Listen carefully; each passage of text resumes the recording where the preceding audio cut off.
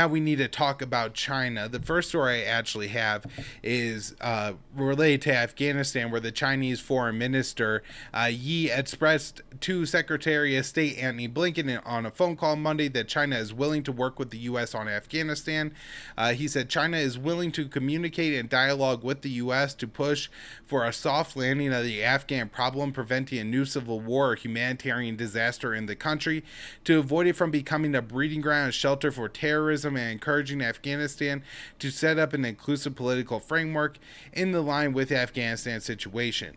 Now, a lot of this sounds just like flowery rhetoric, and I think probably so. However, the U.S. and China do carry something of a similar interest in Afghanistan, to the extent that either of these countries have interest in Afghanistan.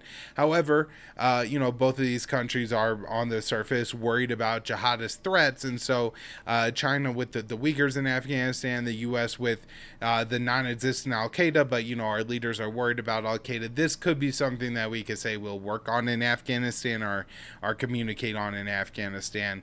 Although again, I'm not quite sure that there's any real U.S. enemies in the country. Now, talking about China, we now have this ridiculous thing in our ethos, our culture, where you could actually announce your delusion and your mental instability about China, and it somehow actually gets you more credibility on the issue. We had Frank Kendall, who was recently sworn in as the Air Force Secretary, on July 28th, saying, "I've been obsessed, if you will, with China for quite some time now." He says he's obsessed with China. This is the Air Force Secretary. If you are the commander of an entire branch of the military and you're obsessed with anything, and you can maybe say I'm obsessed with rooting out domestic violence or sexual abuse. We know they're not serious about that, but here he's actually serious about being paranoid and obsessed enough. Probably lays in bed all night, staying up thinking about China and how worried he is about China. It's going to lead the U.S. to making some pretty irrational decisions if this is the state of mind that our leaders. In fact, the pending Secretary of the Navy, Del Toro, said during his confirmation hearing that he would exclusively focus on China if he became the Secretary of the Navy. And it's just kind of these insane statements that, again, are people promoting their delusion and their shortcomings and their xenophobia and hatred for China as it's some kind of qualification for them to run entire branches of the U.S. military. It's extremely disturbing, and it's going to put us on a path to war.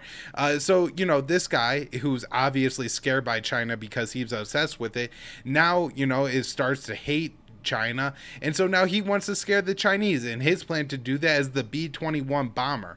So first, I think this is kind of delusional, because the way the U.S. and China work on the nuclear level is both maintain enough of a nuclear triad to inflict enough punishment on the other, should kind of any war break out, that it really doesn't make war possible. So who cares if the U.S. has a new B-21? China has nuclear missiles, ground-based missiles, bombers, and a submarine of their own. So they could inflict enough pain on the U.S. They're not going to be scared by the U.S. bomber. I guess the only thing that they may be worried about is the U.S. is suicidal in their delusions about China, that they would actually wipe out the entire planet just to get back at the CCP. We see this too at the CIA, where the CIA is looking at creating a new spy center to focus only on China. This from Bloomberg, and I think the statements from Bill Burns, who's the head of the CIA, who wants to create a new mission center for East Asia and the Pacific, or I guess to kind of reclassify the mission center for East Asia and the Pacific, and have the mission center for China that would solely focus on China. The director has also said that the U.S. would like to put China specialists all over the world, so all these people in different countries, to try to carry out different espionage at and undermine China, which of course will only create tensions. And they're basically turning on the old Cold War hysteria with the Soviet Union and now directing it towards China. I guess they see the American people increasingly uninterested in waging these Middle East wars, worried that their budget is going to be cut, worried that, they may become less important without some evil, monstrous threat that the U.S. people have to be terrified of. They're doing all this fear mongering against China and creating all these new departments. And for so many American people, I think it's like a self-fulfilling prophecy type of thing where, why would my government do this if China wasn't a threat? They're doing it to ramp up tensions with China and make China a threat. China carried out joint drills with the U.S. This is a direct result of the U.S. hostility towards Russia and China, two countries that really don't have all that big of geopolitical reasons to have any kind of military alliance. We'll have one when the world empire of the U.S. is trying to ring both of those countries with missile defense systems and military bases and nuclear weapons and all this. And so we saw 10,000 Russian and Chinese troops participate in joint exercises in northwestern China. I don't know if this actually does anything from a tactical standpoint for Russia and China. However, it should be in a message to America that the more we are antagonistic towards Russia and China, the more they're willing to set aside their differences and work together against the U.S.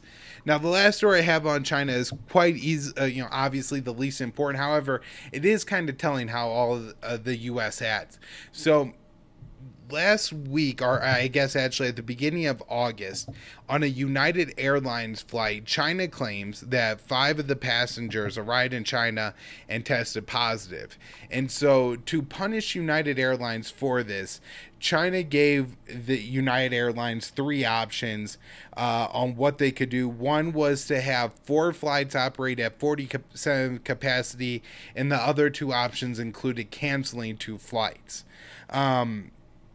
So, this seems like a little ridiculous on China's part, but at the same time, the U.S. has talked about doing all kinds of things to punish Americans who don't follow the COVID rules. And so, really, I find it a little hypocritical that the U.S. was mad that China did this.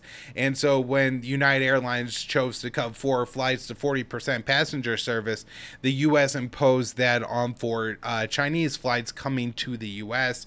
I'm sure this is just going to, inconvenience American citizens and travelers who are looking to go to one country from the next. It won't do anything to combat COVID or anything like that. United said that they were happy with this announcement because China got punished for their having flown people that had COVID. United should just deal with that and not expect the U.S. government to punish China on their behalf. All right, now